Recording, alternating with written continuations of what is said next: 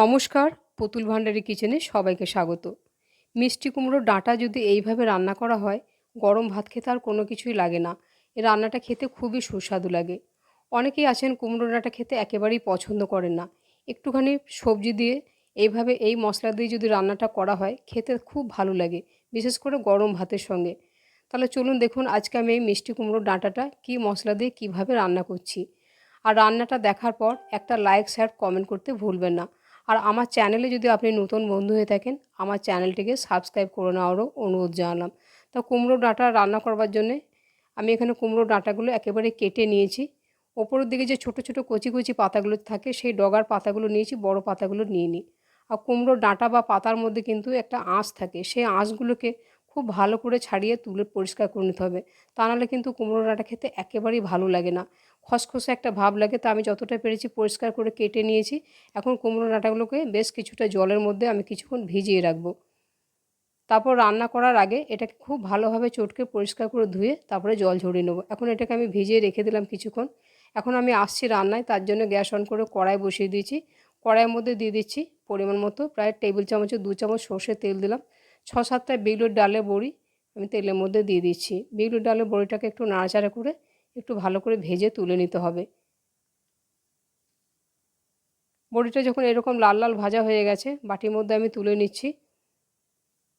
এখন ওই তেলের মধ্যে আমি দিয়ে দিচ্ছি সামান্য পরিমাণে একটু 5 ফোড়ন, আর দিয়ে দেবো কাঁচা লঙ্কা, শুকনো লঙ্কা। আমি খুব বেশি ঝাল করব না রান্নাটা, কেন প্রচণ্ড গরম, তাই একটু কম ঝাল দিচ্ছি। আপনারা ঝালটা পরিমাণ মতো দেবেন। এখানে কিছুটা সবজি নিয়েছি, হাতের কাছে যা সবজি থাকবে, আলু, বেগুন, পটল, গাজর, মূলো, কাঁচকলা, একটুখানি পেঁপে, সব কিছু দিয়ে দিলাম। সবজিগুলো ভালো করে কেটে পরিষ্কার করে ধুয়ে দিয়ে দিলাম। আপনার হাতের কাছে যা সবজি থাকবে সেগুলোই দিয়ে দেবেন। পরিমাণ মতো দিয়ে দিলাম হলুদ, আর একেবারে সবজির পরিমাণ বুঝে দিয়ে দিচ্ছি নুন। একটু সবজি দিয়ে রান্না করলে কুমড়ো ডাঁটাটা বেশ থকথকে হয়, খেতে বেশ ভালো লাগে। এখন নুন হলুদটা দেওয়ার পরে নাড়াচাড়া করে বেশ কিছুক্ষণ একটু ভাজা ভাজা করে নেব। এই সমস্ত পাঁচমিশালি সবজিগুলো খুব বেশি লাল করে ভেজে নেওয়ার দরকার নেই, একটু কাঁচা ভাবটা চলে গেলেই হবে। বেশ কিছুক্ষণ নাড়াচাড়া করার পরে এটাকে এখন আমি 2-3 মিনিটের জন্য একবার ঢাকা দিয়ে দিচ্ছি। 2-3 মিনিট আমি ঢাকা দিয়ে রেখেছি। এখন ঢাকাটা খুলে দিয়ে একটু ভালোভাবে নাড়াচাড়া করে নেব। রান্নাটা আপনি কোথা থেকে দেখছেন আমাকে কিন্তু একটা কমেন্ট করে জানাতে ভুলবেন না। বেশ কিছুক্ষণ নাড়াচাড়া করে নিয়েছি, সবজিগুলো থেকে কাঁচা ভাবটা চলে গেছে। এখন যে পরিষ্কার করে ধুয়ে রেখেছিলাম কুমড়োর ডাঁটাটা দিয়ে দিলাম। কুমড়োর ডাঁটাটা দেওয়ার পরও আবার কিছুক্ষণ বেশ ভালোভাবে একটু নাড়াচাড়া করে নিচ্ছি, একটু কষিয়ে নিচ্ছি। খুব সাধারণ একটা মশলা দেব, সেই মশলাটা দিয়ে কুমড়োর ডাঁটাটা রান্না করলে খেতে দেখেছি খুব ভালো লাগে। আমি মাঝে মাঝে এইভাবে রান্নাটা করে থাকি। আপনারা কে কীভাবে কুমড়োর ডাঁটা রান্না করেন আমাকে কমেন্ট করে জানাবেন, আমি সেইভাবেও রান্না করব। এখানে আমি দিয়ে দিচ্ছি মশলা বলতে দিয়েছি কালো সর্ষে 1 চামচ, আর 1 চামচ পোস্ত, আর দিয়েছি 2টো কাঁচা লঙ্কা। ভালো করে মিহি করে বেটে নিয়েছিলাম। মশলাটা দিয়ে সামান্য একটু জল দিয়ে খুব ভালোভাবে একটু কষিয়ে নিচ্ছি। সামান্য একটু সর্ষে, পোস্ত, কাঁচা লঙ্কা বাটা দিয়ে যদি কুমড়োর ডাঁটাটা এইভাবে রান্না করা যায়, খেতে খুব ভালো লাগে রান্নাটা। বেশ ভালোভাবে কিছুক্ষণ এটা কষিয়ে নিচ্ছি। মশলাটা খুব ভালোভাবে কষানো হয়ে গেছে। কষানোর পরে আমি দিয়ে দিচ্ছি পরিমাণ মতো গরম জল। এমনভাবে জলটা দিতে হবে যেন কুমড়োর ডাঁটাগুলো আর সবজিগুলো যেন ভালোভাবে সেদ্ধ হয়ে যায়। জলটা দেওয়ার পরে খুব ভালোভাবে এটাকে নাড়াচাড়া করে দিচ্ছি। নাড়াচাড়া করে দেওয়ার পরে এখন এটাকে গ্যাসের আঁচ কমিয়ে দিয়ে যতক্ষণ না সবজিটা সেদ্ধ হচ্ছে ততক্ষণ আমি ঢাকা দিয়ে রাখবো।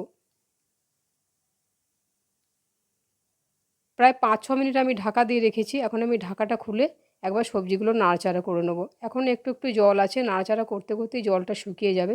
আর এতে একটু কাঁচা কলা দেওয়া আছে, তাই জলটা আস্তে আস্তে টেনে নেবে। সবজিগুলো বেশ সব সবজিগুলোই সেদ্ধ হয়ে গেছে। কুমড়োর ডাঁটাটাও খুব ভালো সেদ্ধ হয়ে গেছে। বেশ ভালোভাবে নাড়াচাড়া করে দিচ্ছি। আর এই যে জলটা আছে, এটা নাড়াচাড়া করতে করতে কিন্তু শুকিয়ে যাবে। তরকারিটা একেবারে মাখো মাখো করে নামাতে হবে, তাহলে এটা গরম ভাত দিয়ে মেখে খেতে খুব ভালো লাগবে। এখন যে বড়িগুলো ভেজে রেখেছিলাম, ভেজে রাখা বড়িগুলো এইভাবে হাত দিয়ে ভেঙে ওপর থেকে দিয়ে দিচ্ছি।